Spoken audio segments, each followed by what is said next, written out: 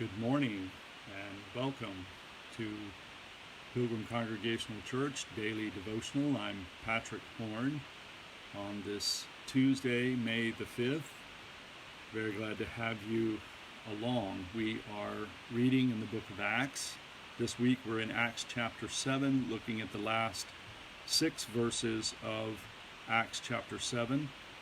This passage follows the longest speech or sermon in the New Testament. It's given by Stephen, the Apostle Stephen, who was one of the 7 chosen after the 12 were chosen. And Stephen is speaking to a group in Jerusalem, and he says some things that anger them, and they start threatening him. And then in verse 56, which is what we're going to look at today, he tells us what he sees. So this is Acts chapter 7, verse 56, and I'm reading from the New Revised Standard Version. The Revised Standard Version, sorry. Acts chapter 7, verse 56. And he said, "Behold, I see the heavens opened, and the Son of Man standing at the right hand of God." In this verse, we have Stephen saying in his own voice what was already said in verse 55. That is, that he looked up into the heaven and he saw the heavens opened, and he saw the Son of Man standing at the right hand of God.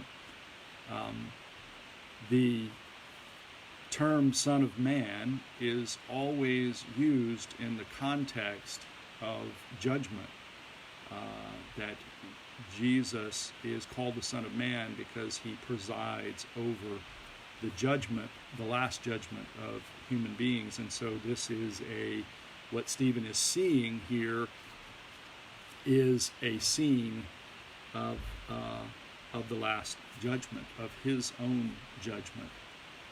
And there are some features in this account that are consistent with other stories in Luke concerning eternity. You may recall the story of the poor man Lazarus, and in Luke 16:22 we are told that the poor man Lazarus died and was carried away by angels to be with Abraham. And in Luke 23, verse 43, Jesus tells the thief on the cross, "Today you will be with me in paradise." So this vision of the last judgment, of being present in paradise, in heaven at one's death, contrast with the idea that we find in the New Testament, the idea of the day of judgment being a last day that comes at the end of time, as it were, in which all will be raised for judgment.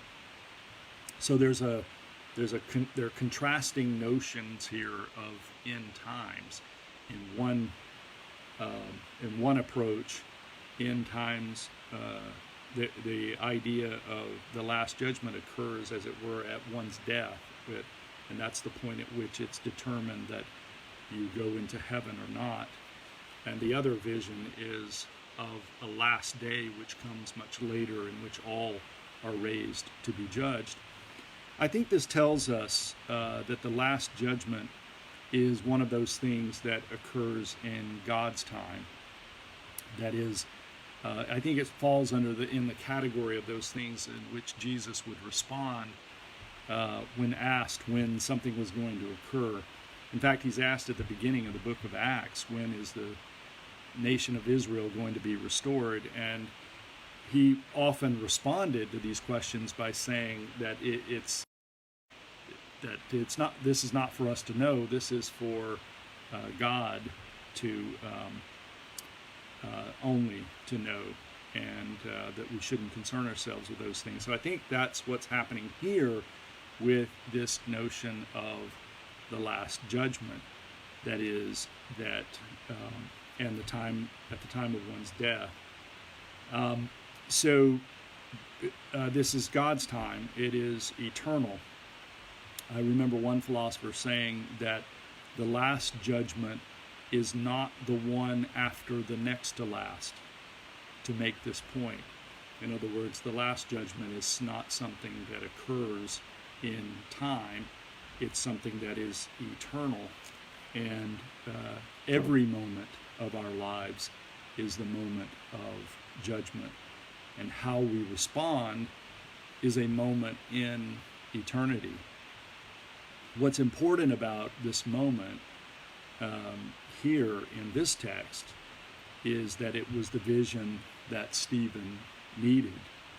The heavens opened to him, and he was able to see Jesus standing at the right hand of God. And the very interesting question is, do you think his accusers could see Jesus standing at the right hand of God? I think the text makes it fairly clear that they did not, that this was a vision that Stephen was having and that they could not see it. I think this is a very clear message for us that's related to what we've been talking about for weeks now, about being able to see signs and wonders from God, being able to see and understand things in God's time, being able to have these sorts of visions. The exact same things were happening to and around Stephen that were happening with his accusers. They were there. They were standing right there.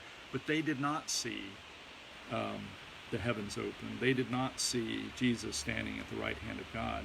I think that's very, very important for us, that this was something that this was the reassurance that Stephen needed. Even as he was surrounded by a hostile crowd, he could see that love still reigned, that humans still have a chance, that Jesus was on his throne, and this was all that Stephen needed. Nothing else mattered. He could go on his way as a child of God.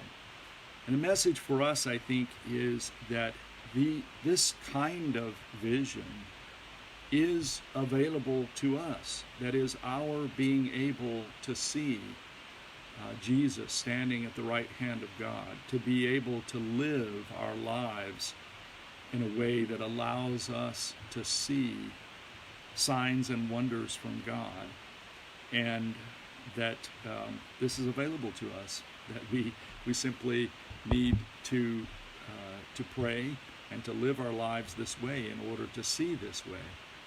So let's close this devotional with prayer from my favorite book of prayer, the Temple. Eternal God, we would spread before Thee all the spiritual deadness of our nature, the careless content, the unheeding soul, the short-sighted vision. Thou hast made all Thy glory to pass before us. We heard the thunder, we felt the fire, but Thy still small voice of calm we were too deaf to hear. O quicken us by Thy coming, breath of God. We confess to Thee that which has seared our conscience, hours of riotous rebellion which have left their mark, habits of self-indulgence whose power grows greater with the years, selfish determination to make life minister only to ourselves. O come, great deliverer, make known to us Thy great salvation. Plant within us the cross of Thy dear Son. May its pain awaken and save us all. Amen. Thank you for joining us this morning for our daily devotional at Pilgrim Congregational Church. I'm Patrick Horn, and I hope you'll join us each morning at 9 a.m. Pacific time, or watch the recording on YouTube and or Facebook. And don't forget, we have live services at 10 a.m. Pacific every Sunday morning, and look forward to having you there. Thank you, and have a great day. Goodbye.